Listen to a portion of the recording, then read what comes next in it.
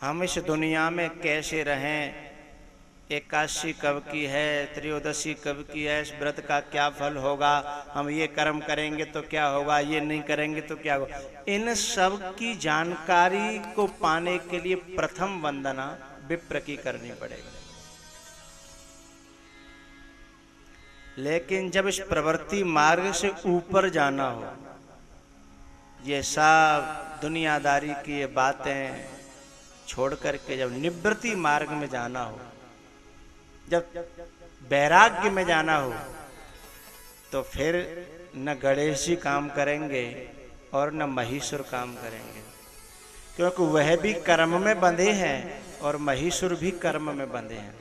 जो हमारे पुरोहित हैं, जो हमारे विप्र हैं, वो हमको यहाँ तक बता सकते हैं कि इस पूजा पाठ से यो होगा, इस व्रत से यो होगा, इस कर्म से यो होगा। लेकिन जब कर्मों को लांघने की बात आएगी, जब विधि निषेध को लांघने की बात आएगी, जब वानप्रस्थ की बात आएगी, सन्यास की बात आएगी, वैराग्य की बात आएगी, तो फिर न गणेश काम करेंगे और न विप्र काम करेंगे। फिर किसी ऐसे महापुरुष की वंदना करनी पड़ेगी जो इन विधि निषेधों से ऊपर चला गया है, जो कर्म धर्मों से ऊपर चला गया है। उसको या तो निवृत्ति मार्ग कहेंगे या फिर प्रेम का मार्ग कहेंगे। उसमें प्रवेश पाने से पहले हमें भरत जैसे साधु की वंदना पहले करनी ही पड़ेगी।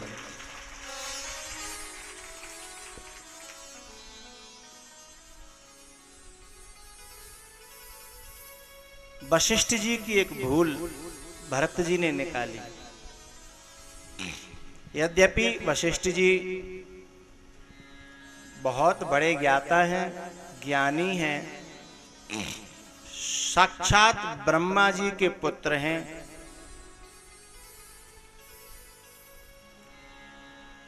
रघुकुल के पुरोहित हैं, गुरु हैं,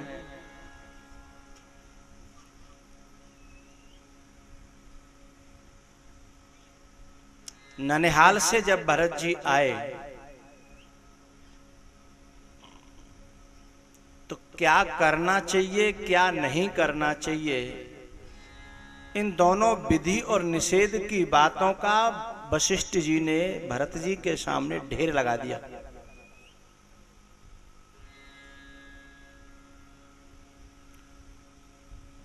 जैसे वो आए भरत जी महाराज एकदम वक्तव्य शुरू कर दिया। सोच जोग दशरथ नृप नाहि, सोच जोग दशरथ नृप नाहि,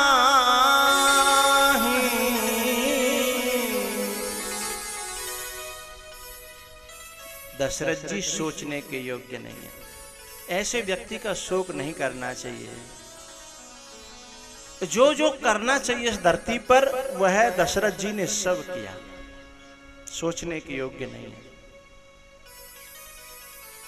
भरत, उनके लिए आप सोच मत करो, कर लो बेटा, आराम से करो, टेंशन मत लो।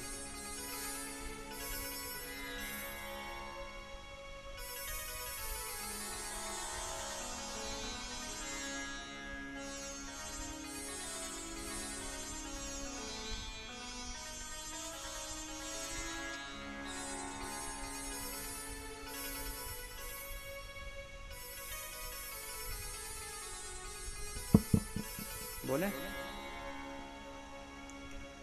सोच जोग दशरथ नृप नाहि,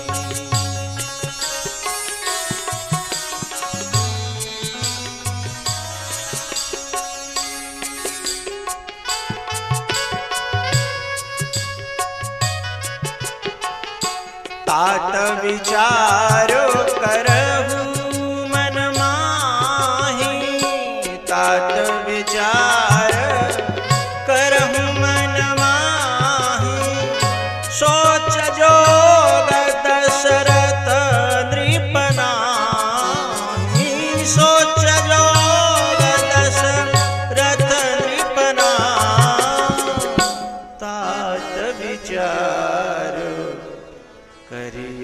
मन माही।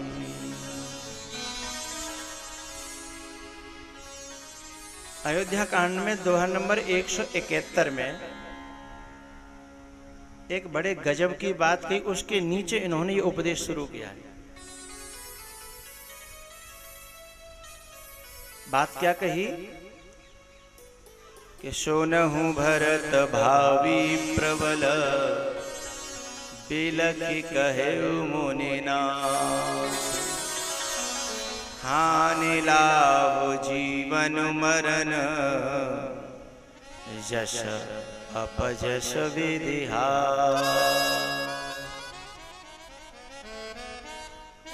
भरत, ये 6 बातें आदमी के हाथ में नहीं है, ये विधाता के हाथ में है। हानि और लाभ, जीवन और मरण, जस और अपजस, ये आदमी के हाथ में नहीं है।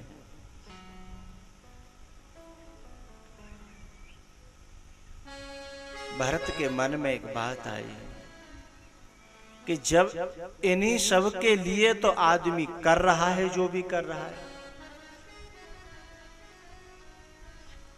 लाभ के लिए आदमी कर रहा है ना, दिन और रात किसके लिए लगा है? अरे हाँ तो बोलो, लाभ के लिए लगा है। जब ये अपने हाथ में ही नहीं है तो फिर दिन और रात क्यों मर रहा है आदमी?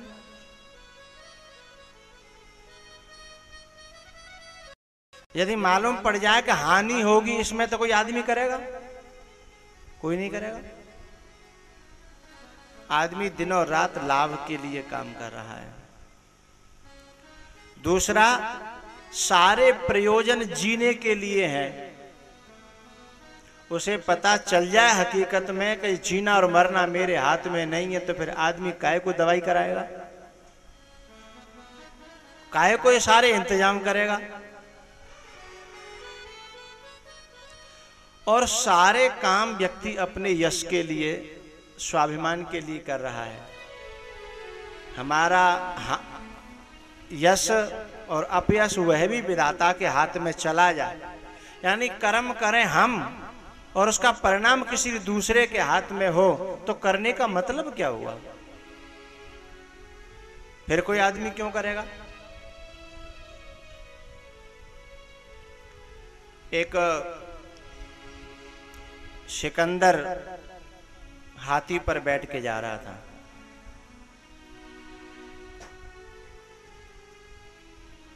हाथी पर जब वो बैठा तो वो हाथी पर जब वो बैठा तो उसके सामने एक आदमी और बैठा था। उसने कहा कि भाई अपने मंत्री से कि ये मेरे सामने कौन बैठा है? बोले ये महावत है महाराज। बोले ये हमारे सामने बैठेगा? हम राजा, हम हाथी की सवारी कर रहे हैं, तो हमारे आगे क्यों बैठेगा ये? तो मंत्री ने समझाया कि महाराज हाथी को तो यही चलाएगा, यदि ये नहीं होगा तो हाथी पे बैठने वाला फिर हाथी पे नहीं होगा, हाथी ऊपर होगा और बैठने वाला नीचे होगा। बोले ऐसा? बोले हाँ, हाथी तो इसी के हाथों में है।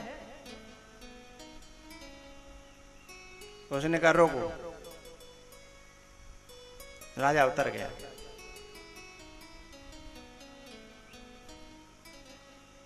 मंत्री से कहा इसको भेज दो जहां जाना हो, जहां से आया है। बोले क्यों? बोले ऐसी सवारी पर हम क्यों बैठे जो सवारी हमारे हाथ में ही नहीं है। जो सवारी हमारे हाथ में नहीं है, हमारे बस में नहीं है, किसी दूसरे के बस में है, उस पर हम बैठ जाएं तो क्या भरोसा? जो हमारे हाथ में नहीं है उस पर हम क्यों बैठे? और हम कैसे बैठ सकते हैं? तो जब ये 6 चीजें हमारे हाथ में नहीं है तो फिर हम इनके लिए उद्यम कैसे कर सकते हैं? हानि लाभ जीवन मरण जस अपजस विधिहा।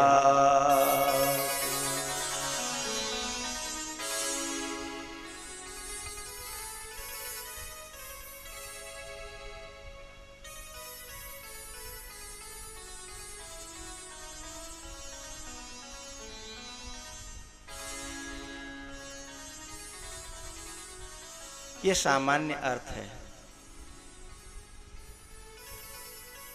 अब इसमें थोड़ा सा घुसेंगे।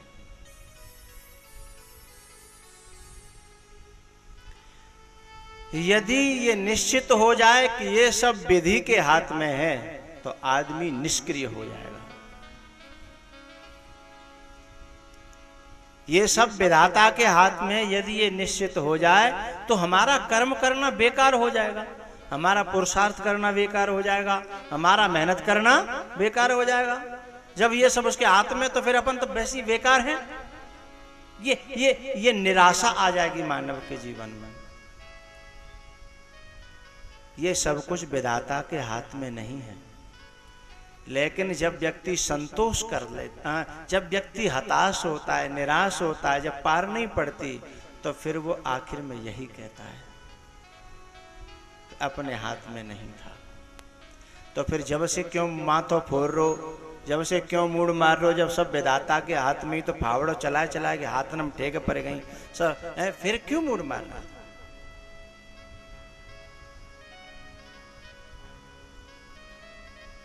जरा समझेंगे।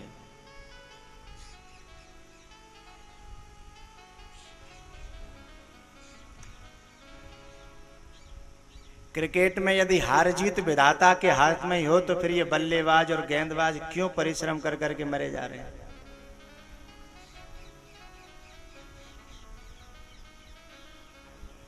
यहां जो विधि शब्द है ना, गीता में एक श्लोक है, योगः कर्मसु कौशलम। विधि माने यहां जिस कर्म की, जिस मार्ग की जो विधि है, जो कर्म कुशलता है, जो तरीका है, मैं जुआ की भाषा में कहूं तो खेलने की जो विधि है असली, वह जिसकी समझ में आ जाएगी उसी के हाथ में ये 6 चीज आ जाएंगे। अपजस, हानि लाभ, जीवन और मरण उसके हाथ में आ जाएंगे।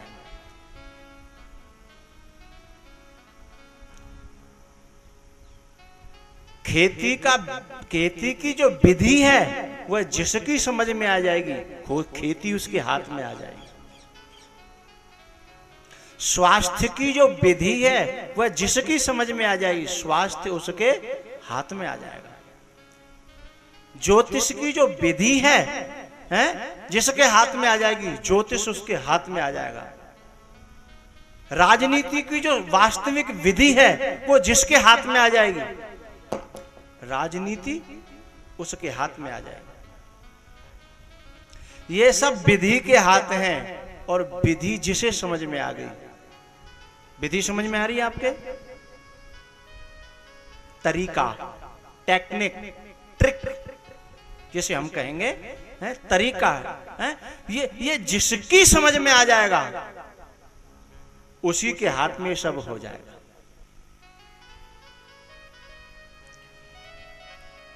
जब तक ट्रिक समझ में नहीं आए, इसकी जो तरीका है वो समझ में ना आए, विधि समझ में नहीं आए, तब तक जो हो रहा है उसमें सोच नहीं करना चाहिए। वह अगली पंक्ति में वशिष्ठ जी ने स्वयं कहा भरत से, अस विचार के ही देय दोषु। ऐसा विचार करके अब दोष किसे दोगे तुम? दोष तो अपना ही है ना। विधि अपनी समझ में नहीं आई, तरीका अपनी समझ में नहीं आया, वह बोध अपनी समझ में नहीं आया, अपने ज्ञान वह अपने में नहीं आया, तो अस विचार के देय दोषु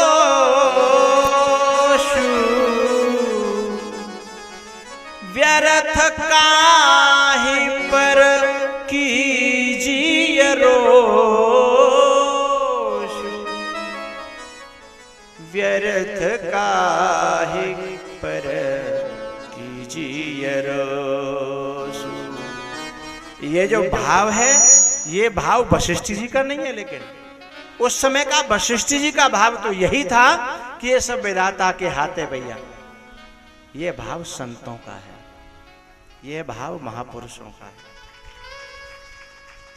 उनका भाव तो यही था कि भाई विधाता के हाथ में है, अब इसमें शोक मत करो, सोचने से कर होगा भी क्या। क्योंकि उस समय वशिष्ठ जी एक पुरोहित की पदवी पर बैठे हैं, और पुरोहित की पदवी पर जब तक व्यक्ति बैठेगा तो विधि और निषेध, प्रारब्ध, कर्म और इन सब की बात करेगा। लेकिन भरत तो यहां से ऊपर की बात है। भरत की सोच, भरत का जीवन, भरत की मान्यताएं, वो यहां से ऊपर की बात है।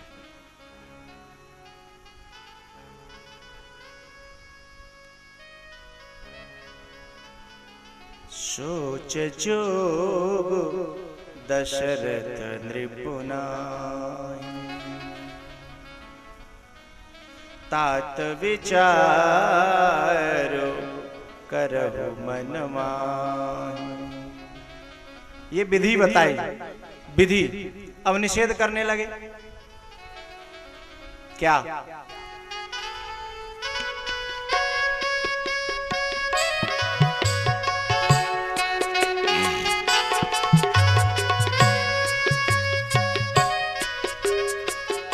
सोची अभी प्रजो वेद विहीना, सोची अभी प्रजो वेद विहीना, तज निज धर्म विषय लय लीना, तज निज धर्म विषय लय लीना, सोची नृपति जो नीति न जाना।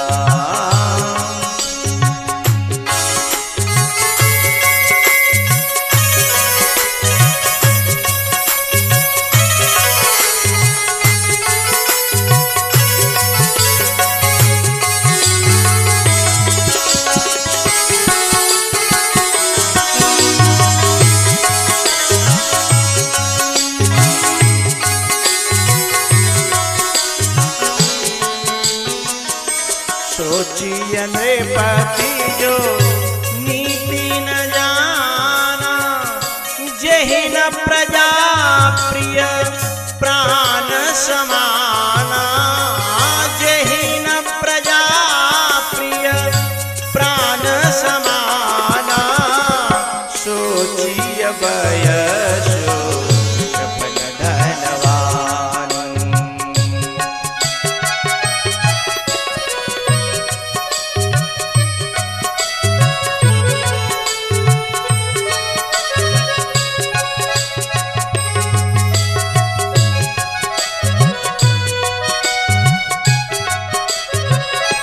सोचिय बयसु सपन धनवान, जो न अतिथि शिव भगति सुजान, सो न अतिथि शिव भगति सुजान। अब यहाँ बहुत लंबी लिस्ट है, पूरी लिस्ट लूंगा तो एक कथा फिर अलग से इस पे हो जाएगी। मुझे कहना क्या है कि यहाँ विधि, ये विधि और निषेध तक की बात है। केवल किसी में कोई पुरोहित हैं हमारे, और हम जब लौकिक धर्म तक की बात पूछेंगे तो वो हमें सब बात बताएंगे। कवच अभेद विप्र गुरु पूजा। यहाँ दो शब्द कहे, विप्र और गुरु, इन दो की पूजा ही आदमी का अभेद कवच है। यहाँ दो शब्द क्यों कहे? विप्र ही कह देते वो भी तो गुरु ही है, अथवा गुरु ही कह देते वो भी तो विप्र ही है, अलग अलग कहे क्यों? कवच अभेद विप्र गुरु पूजा। विप्र, जब तक हमें प्रवृत्ति मार्ग का ज्ञान लेना है तब तक विप्रों का सहारा लेना है। लेकिन हमारे जो पुरोहित हैं, हमारे जो विप्र हैं, हम उनसे जाके कहें कि हमें सन्यास दे दो, तो क्या कहेंगे वो कि भैया अभी मैंने ही सन्यास ना ले हो, तुम्हें तो सन्यास कहते दे दो। अभी सन्यास मैंने ही नहीं लिया, अभी वैराग्य मैंने ही नहीं लिया। जब तुम सन्यास की बात करोगे तो जो विवेकी पुरोहित होंगे वे तो कहेंगे भैया जहां तक अब तक आप थे वहां तक की जिम्मेदारी मेरी थी, यहां से आगे का मार्ग तय करना है तो तुम्हें किसी सन्यासी के ही पास जाना पड़ेगा, वो मेरे बस की बात नहीं है।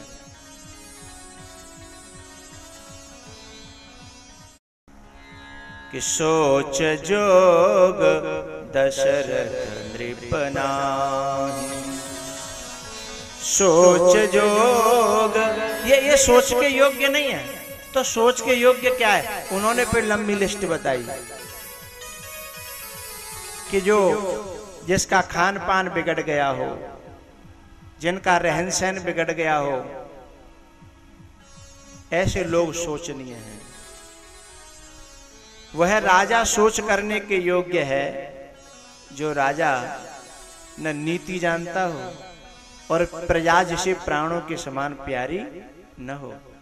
ऐसा धनवान सोच करने के योग्य है कि रखे ही जा रहा है, इकट्ठा करते ही जा रहा है, करते ही जा रहा है, और न तो वो किसी दीन दुखी और अतिथियों की पूजा करता है और न वो शिव का भगत है। वह सोच करने के योग्य है। उसके मरने पर शोक करना चाहिए कि उसने अपना जीवन बेकार खत्म कर दिया, व्यर्थ चला गया इसका जीवन। आया था धरती पर, लेकिन मौका भी दिया भगवान ने, लेकिन ये कुछ जिंदगी में कर नहीं पाया। भैया ये जो तुम्हारे जो पिताजी थे ना, इनके तो जीवन में ऐसा कोई काम बाकी नहीं रहा जो इन्होंने न कर लिया हो। सोचिय बटो निज व्रत परिहर, वह विद्यार्थी, वह बटुक, वह शिष्य, वह शरणागत, वह अधीनस्थ व्यक्ति सोच करने के योग्य है। शरण में रहने वाला, अथवा कहो शिष्य कहो अथवा शरणागत कहो, वह सोच करने के योग्य है। क्या? सोचिय बटो निज व्रत परिहरहि। सेवक का व्रत क्या है? ये न केन प्रकारेण अपने मालिक को प्रसन्न करने की प्रतिक्षण कोशिश करते रहना। ऐसे व्रत को जो बटु, जो शिष्य, जो शरणागत तोड़ दे, वो सोच करने के योग्य है। अच्छा, वो ऐसा ऐसा ऐसा करता क्यों है वो?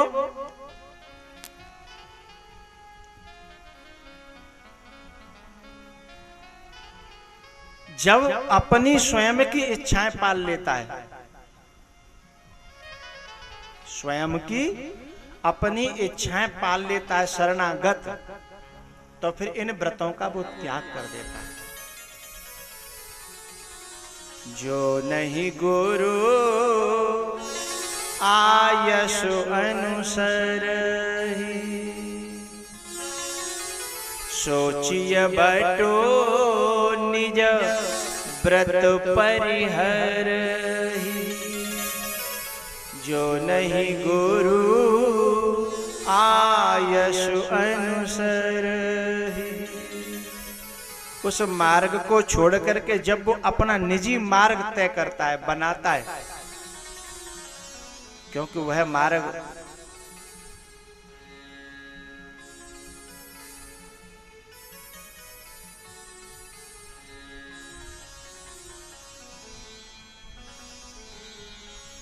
पंक्ति एक ऊपर की लाइन में है, लेकिन मैं उसे नीचे उतार रहा हूं।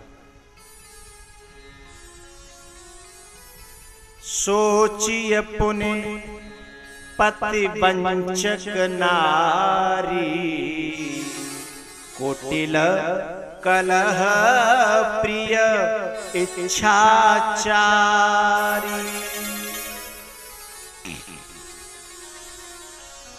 कुटिल कलह प्रिय इच्छाचारी। ये चार व्यक्ति एक ही कैटेगरी में आते हैं, एक ही कोटि में आते हैं। शिष्य, पुत्र, पत्नी और सेवक, शरणागत।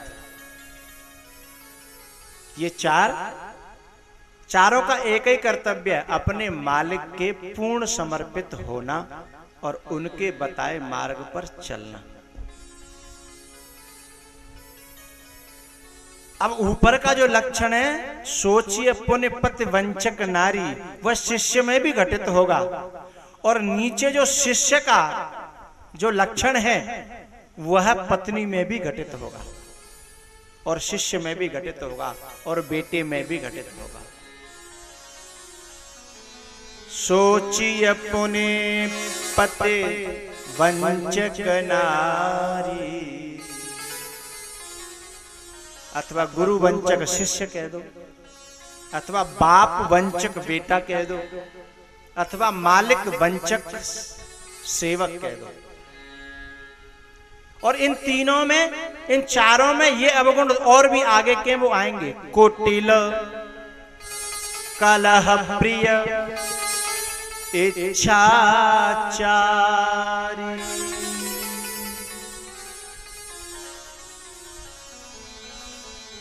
जो नहीं गुरु आयस अनुसरहि, जो नहीं पितु आयस अनुसरहि, जो नहीं पति आयस अनुसरहि।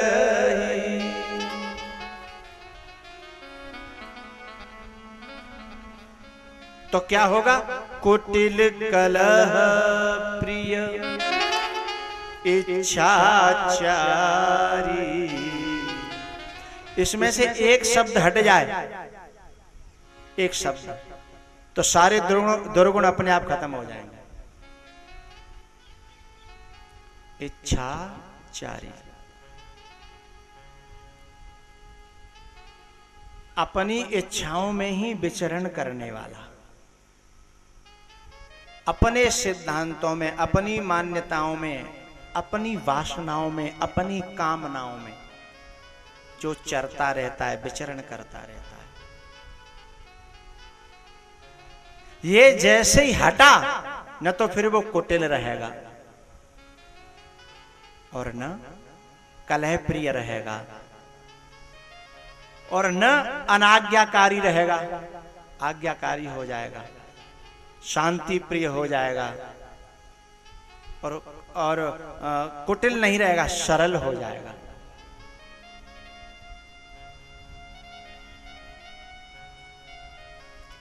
लेकिन फिर भी ये बातें लौकिक ही हैं, लौकिक हैं। इन सबको पार करके जब कोई जाता है, तब वह भरत चरित्र का अधिकारी होता है।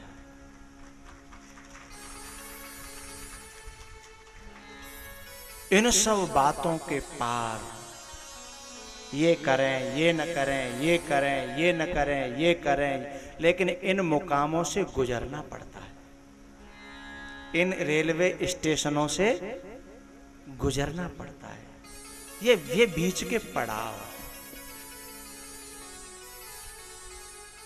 इतना लंबा भाषण या वशिष्ठ जी का है, मैं उसमें नहीं जाना चाहता, क्योंकि मुझे भरत की चर्चा करनी है। कभी इन बातों की स्पेशल चर्चा करेंगे तब हम जाएंगे। इतना सब कहने के बाद में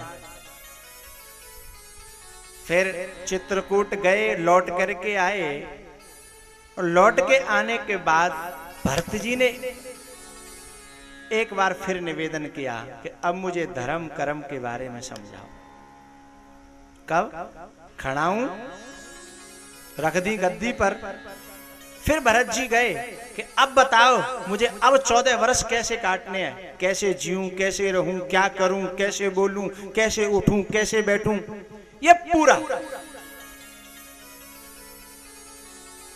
पहले भरत जी ने पूछा कुछ नहीं था, लेकिन वशिष्ठ जी ने लाइन लगा दी। और अब लौट करके आने के बाद भरत जी ने स्वयं पूछा, लेकिन वशिष्ठ जी की बोलती बंद हो गई। इतना लंबा उपदेश नहीं कहा, एक पंक्ति कह दी बस, भरत तुम मुझे पूछने आए हो।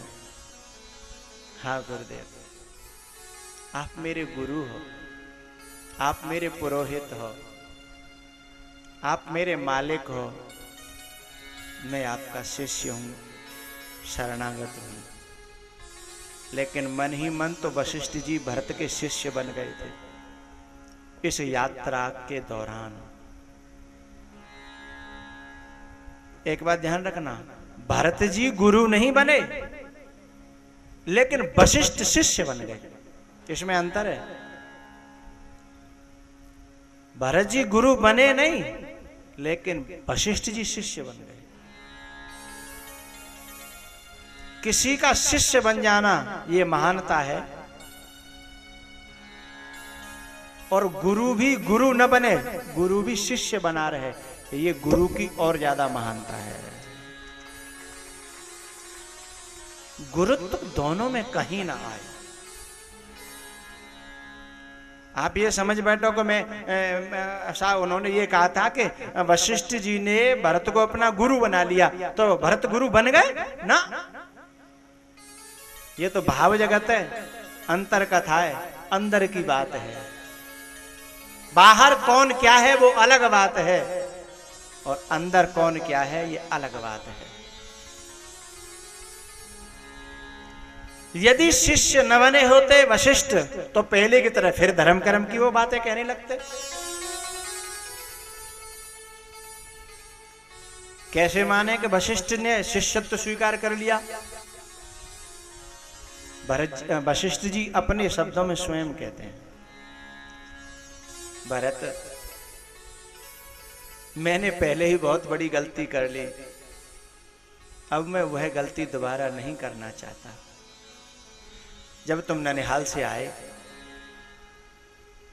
तो मैंने इतनी लंबी लिस्ट उन कर्म धर्मों की समझाई जिससे तुम बहुत आगे चले गए हो, और मैं अभी तक उन्हीं कर्म धर्मों में मैं फंसा हुआ हूं, और मैं तुम्हें वहीं तक की बात बता सकता हूं,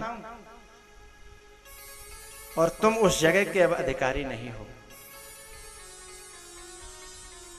मैं तो सिर्फ धर्म की बात कर सकता हूं, अधर्म की बात कर सकता हूं, लेकिन तुम जो बात करोगे, तुम जो कहोगे, तुम जो समझोगे, वो धर्म की नहीं होगी, अधर्म की नहीं होगी, वो परम धर्म की बात होगी। इसलिए उसे तुम जो चाहोगे समझब कहब करब तुम जोई। मैं जो समझूंगा, मैं जो कहूंगा, मैं जो करूंगा वह धर्म होगा। मैं धर्म के मामले में अपने आप को सर्वश्रेष्ठ मानता हूं, धर्म के मामले में, क्योंकि सारे संसार के लोग मुझसे धर्म की शिक्षा लेने आते और मैं धर्म का ज्ञान देता हूं। भरत तुम्हारे पूर्वज जब से मैं गुरु पुरोहित बनाऊं, सबको धर्म और अधर्म की कर्म की शिक्षा देता चला आया। यहां मुझे कोई डाउट नहीं है, कोई शंका नहीं है। मैंने सबको, दशरथ को, अज को, रघु को, खटवांग को, इन सबको मैंने धर्म का उपदेश किया है।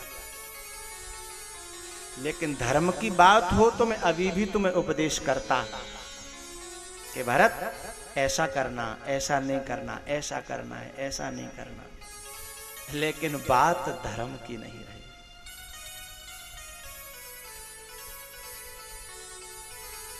मैं जो समझता हूं, मैं जो कहता हूं वह धर्म है, लेकिन तुम समुझब कहब करब तुम जोई, धर्म सारु जग होए सोई। धर्म नहीं, धर्म का क्या? धर्म सार जग होए सोई, समुझब कहब करब तुम जोई। तीन बातें क्यों कही? समझना बुद्धि से होता है, कहना वाणी से होता है, और करना शरीर से होता है। तुम केवल बुद्धि से महात्मा नहीं हो, तुम केवल वाणी से महात्मा नहीं हो। महात्मा का मतलब है लौकिक धर्मों को पार करके जो जी रहा है, निवृत्ति मार्ग का पथिक। तुम केवल बुद्धि से धर्मात्मा नहीं हो, महात्मा नहीं हो, और तुम केवल वाणी से क्या महात्मा नहीं हो, और तुम केवल क्रियाओं से, बाह्य कर्मों से महात्मा नहीं हो। बोले तो इस बात का उत्तर तीर्थराज में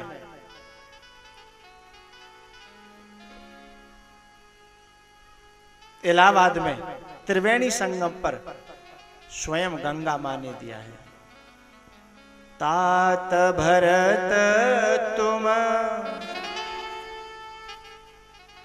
सब विधि साधु, केवल वाणी से नहीं, केवल बुद्धि से नहीं, और केवल बाहर की कर्मकांड की क्रियाओं से नहीं, तो सब विधि साधु। उसी जिसको यहां पुष्कर,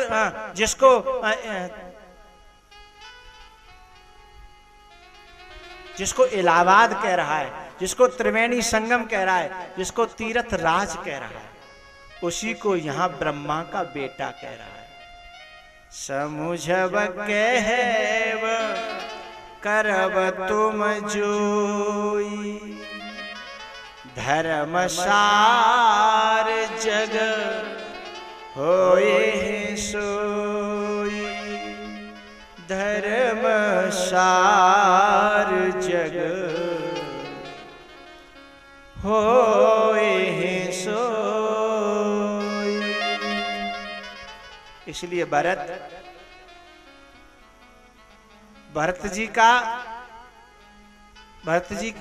वशिष्ठ जी की सोच बदल गई। काहे से? इस चित्रकूट की यात्रा से। अब वो भरत को कभी उपदेश नहीं करते, एक ही बात कहते हैं कि भरत, तुम जो कहोगे, तुम जो समझोगे और तुम जो करोगे वह धर्म नहीं है, धर्म का सार है, अथवा कहो परम धर्म है। अब ये तो समाज में वो नहीं कह सकते कि तू मेरा गुरु और मैं तेरा चेला, लेकिन समझने वाले समझ गए कि अब पहले जैसा वक्तव्य नहीं रहा, अब पहले जैसी बात नहीं, सारा वक्तव्य ही बदल गया, सारी बातें ही बदल गई। क्यों? वशिष्ठ जी के जीवन में पहले सिर्फ कर्मकांड था, लेकिन शिष्य के साथ में जब चित्रकूट तक की यात्रा कर ली तो वशिष्ठ के जीवन में भी प्रेम का अवतार हो गया, प्रेम प्रकट हो गया।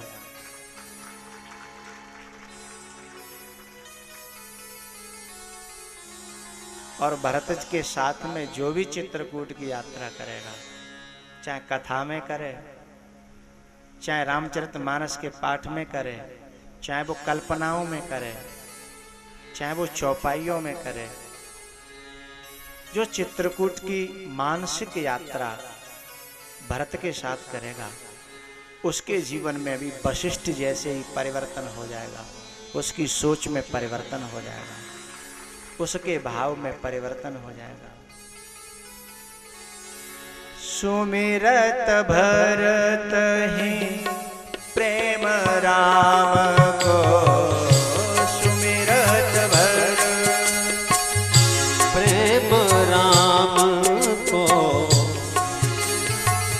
भरत ही प्रेम राम को, जेहि न सुलभते सरिस बाम को, जेहि न सुलभते सरिस बाम को।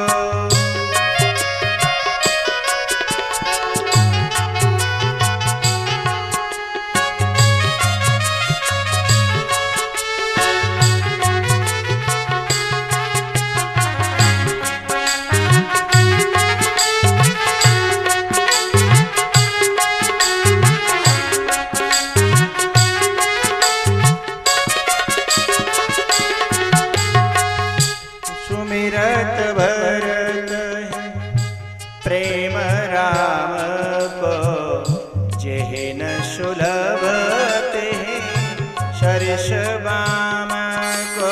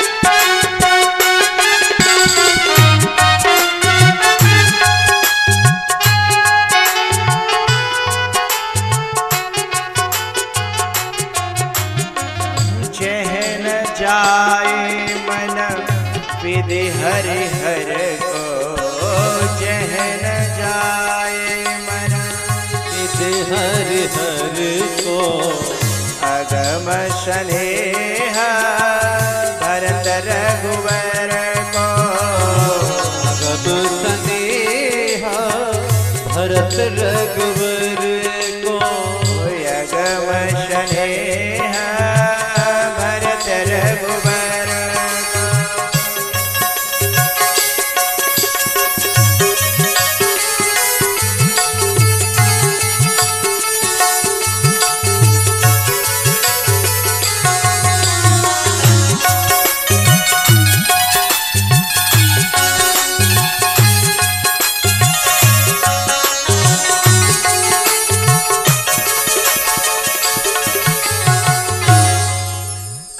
अगम स्नेह भरत रघुवर को, जहन जाए मन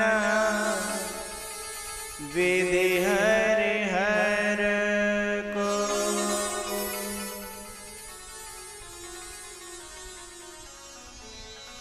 भरत का सुमिरन, भरत का चिंतन अथवा भरत का संग अथवा भरत का वचनामृत जिन्हें मिलेगा, जो उस काल में थे उन्हें तो संग मिला, भरत के वचन मिले, भरत का दर्शन मिला। लेकिन जो इस काल में है उन्हें भरत का सुमिरन, भरत का चिंतन और भरत की वाणी, भरत ने जो जो वाणी बोली वो मानस में है, वह भी हमें मिल रही है। इसलिए गोस्वामी जी ने कहा कि वे तो बड़भागी थे जिन्हें भरत का संग मिला, भरत का दर्शन मिला। लेकिन मैं भरत के संग की और दर्शन की बात करूंगा तो फिर लोग हताश हो जाएंगे कि अब तो भरत है नहीं, कहां हम संग करें, कहां उनका दर्शन करें। इसलिए ऐसा नहीं कहा कि दर्शन अथवा संगत, ऐसा नहीं कहा।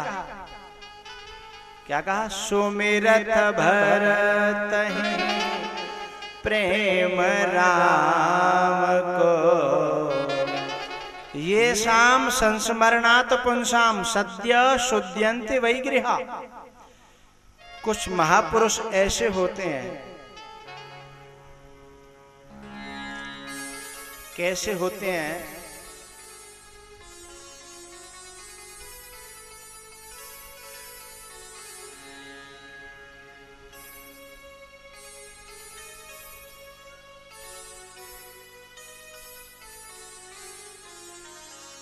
कोई मंदिर चले जाना, कोई मस्जिद चले जाना, जिन्हें फुर्सत हो जाने की। कोई मंदिर चले जाना, कोई मस्जिद चले जाना, जिन्हें फुर्सत हो जाने की।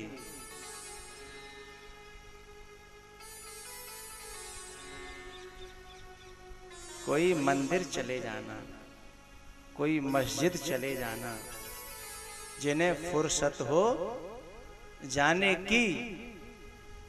हमारे पास वक्त नहीं है, हम कोशिश में हैं अपने मुर्शिद को भुलाने की।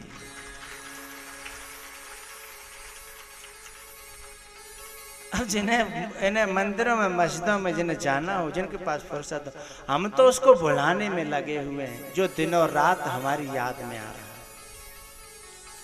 और उसके याद आने से क्या हो रहा है?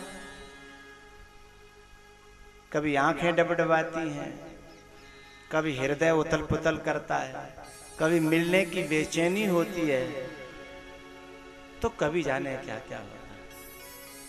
अब इन बातों से जिसे फुर्सत हो वो मंदिर जाए या वो मस्जिद जाए।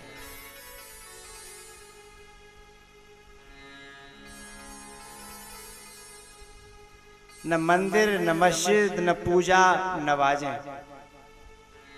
न मंदिर, न मस्जिद, न पूजा, न वाजें। तुम्हें सोचना, तुम्हें देखना, क्या इबादत नहीं है? न मंदिर, न मस्जिद, न पूजा, न वाजें। तुम्हें देखना और तुम्हें सोचना, क्या इबादत नहीं है? कहानी है दुनिया, हकीकत नहीं है। यहाँ एक पल को भी राहत नहीं है।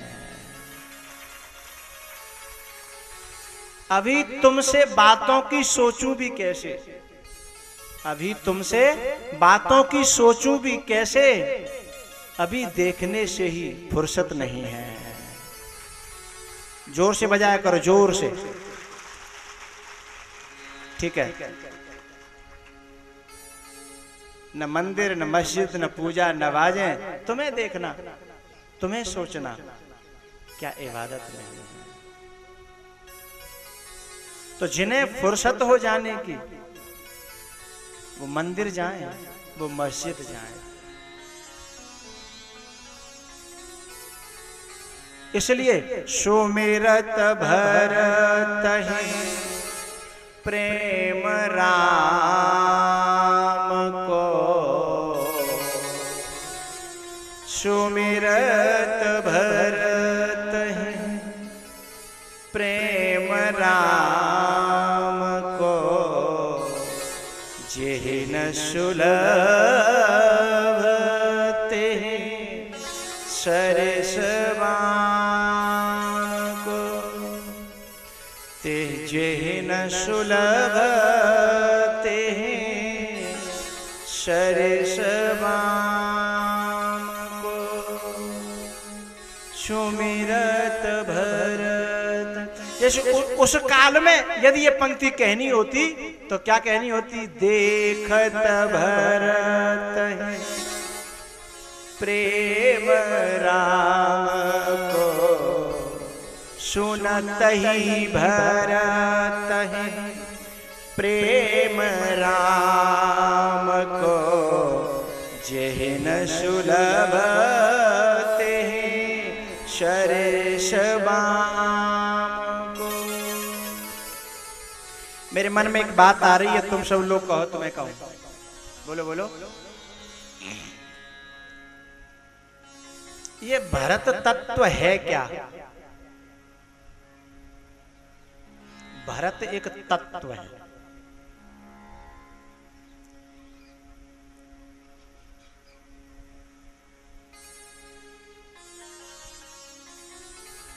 जब कोई व्यक्ति इस धरती पर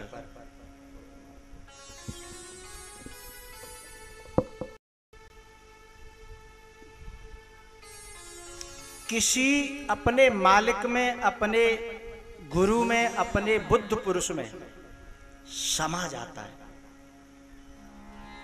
जब इस धरती पर कोई व्यक्ति अपने मालिक में, अपने बुद्ध पुरुष में, अपने गुरु में पूर्ण रूपेण समा जाता है, अलग नहीं रहता,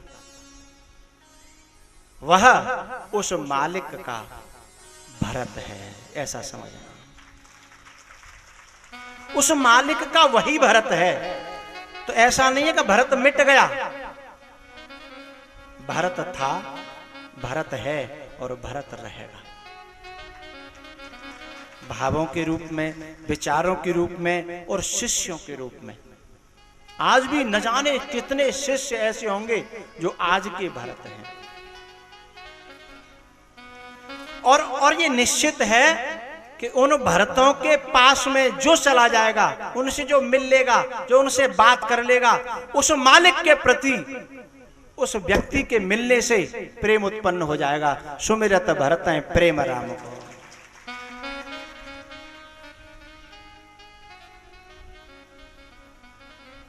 उस राम का वो त्रेता में भरत रहा होगा, लेकिन आज भी अपने अपने रामों के भरत बहुत इस धरती पर हैं। क्योंकि भरत न रहेंगे तो धरती रहेगी नहीं। भरत न रहेंगे तो रसा रसातल जाए तब, रसा रसातल जाए तब। उसी दिन ये धरती रसातल को चली जाएगी। ये स्वयं भरत के शब्द हैं, उन्हीं का मुख का शब्द है कि यदि आप मुझसे वो काम कराओगे जो काम भरत का नहीं है तो ये धरती रसातल को चली जाएगी। आज भी भरत बहुत है इस दुनिया में। जब कोई व्यक्ति किसी में समा जाता है तो उसका कोई अलग अस्तित्व नहीं होता। इसलिए भरत के लिए एक शब्द आया, भरत ही जाने राम परिछाई, भरत ही जाने राम परिछाई।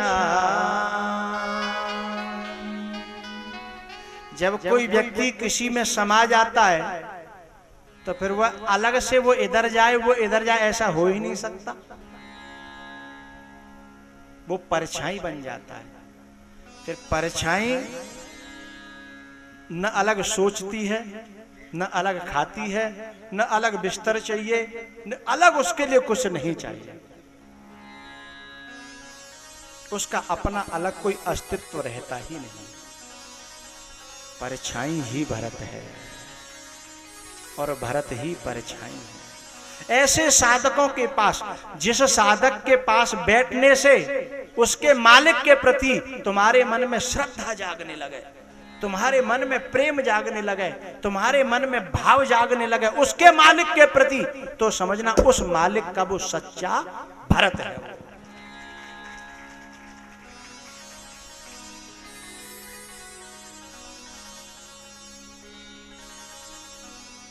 सुमिरत भरत है प्रेम राम। आप लोगों के मन को एक तसल्ली की बात मैं कहूं, आपको तसल्ली हो जाएगी।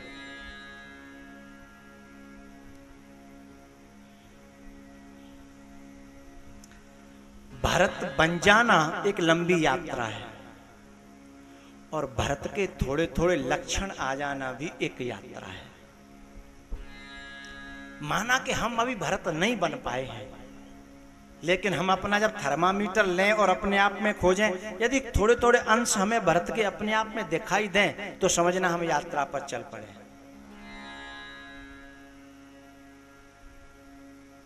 बोले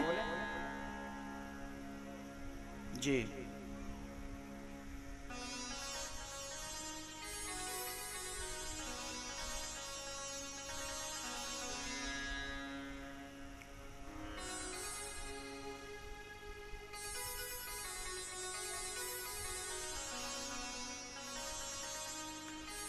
जो व्यक्ति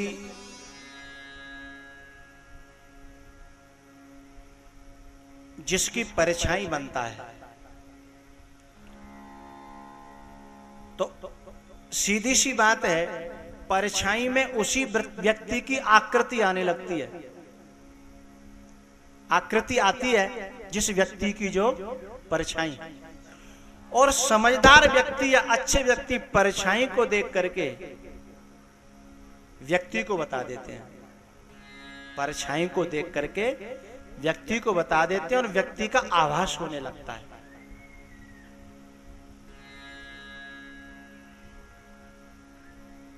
जब तुम घूम रहे हो, जब तुम डोल रहे हो, जब हम विचरण कर रहे हो, हमारी किसी से मुलाकात हो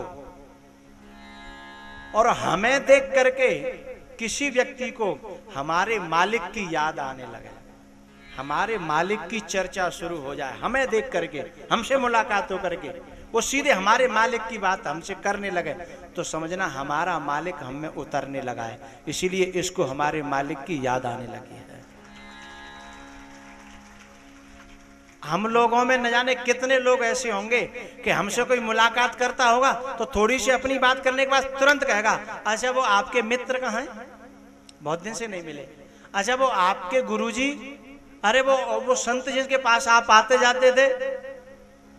हमसे मिलकर हमारी चर्चा कम और हमारे मालिक की चर्चा ज्यादा होने लगे, तो समझना हमारा मालिक हम में उतरने लगा है, हमारा मालिक हम में समाने लगा है। और उस चर्चा में दोनों डूबते चले जाएं, डूबते चले जाएं, और चर्चा में रसानुभूति होने लगे, और चर्चा बंद करने का मन न हो, और चर्चा में तीन चीजें हों, सुकून हो, आंखें नम होने लगे, डबडबाने लगे, और रोंगटे खड़े होने लगे, तो समझना मालिक हमारे अंदर उतरने लगा है, हमारे अंदर समाने लगा है। हम में भरत तत्व प्रकट होने लगा है, हम में भरतत्व उतरने लगा है। आंखें नम हो, डबडबाने लगे। गद गद गिरा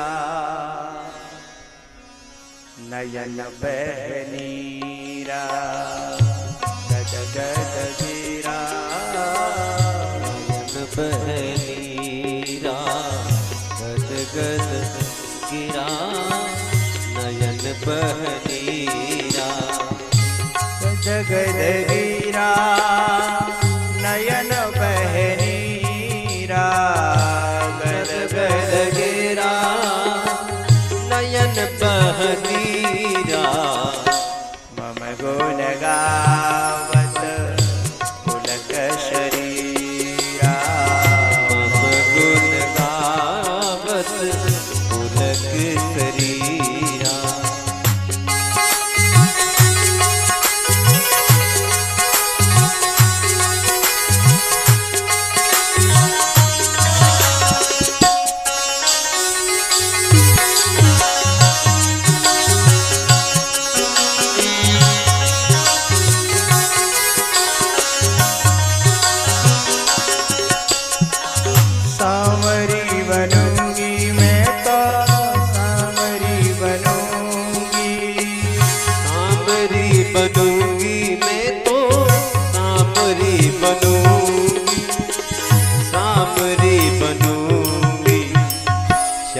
से सजन की मैं तो चांदनी बनूंगी रे, चांद से सजन की मैं तो चांदनी बनूंगी रे।